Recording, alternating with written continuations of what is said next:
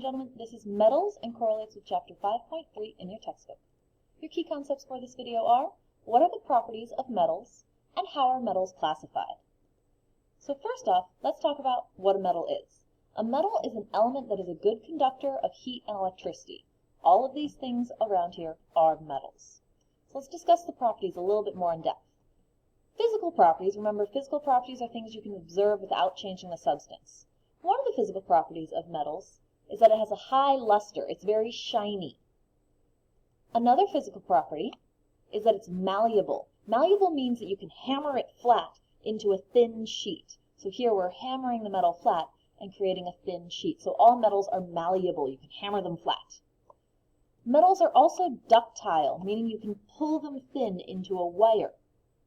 This is how we make all of our wiring. It's a good thing they're ductile. And the last property that metals have of the physical properties is that they have thermal and electrical conductivity, meaning that they transfer heat and they transfer electricity well, which is a good thing.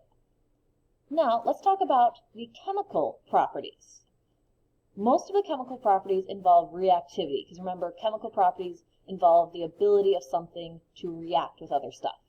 Metals, some are very highly reactive, and some not so much, but in general, they react with things. One type of reaction is called corrosion. This is when you've got like tarnishing or rusting that happens in the environment. So a fancy name for that is corrosion.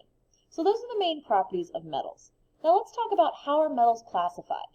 When you look at your periodic table, we've got this thing that we call the zigzag line. And metals are found to the left of the zigzag line. So all of these things over here, these are all metals. Metals, metals, metals, metals, metals. There's one exception. Hydrogen is not a metal. It's a non-metal, but it hides over here because it just works better with the patterns. But it's not a metal. But everything else on this side, that's a metal. Now there's actually even smaller groupings for classifications of metals. The very first group of metals, this is in group 1, those are called our alkali metals. These are the most reactives of all the metals. Here we've got these different ones, lithium, sodium, Na, potassium, K, and these are reacting with water. You put a piece of pure potassium in the water and it explodes just like that because it's very, very reactive. The second group of metals, these are called our alkaline earth metals. These are harder and denser than the group 1 alkali metals, and they're still very reactive, but not as reactive as the alkali metals. Then next we have our transition metals. These are our middle ones here. They're good conductors. They're very malleable, meaning you can hammer it into the sheet. They've got high melting points, high density. These are things like gold, silver, zinc, copper, all of these. Then we've also got our lanthanide and actinide series down here.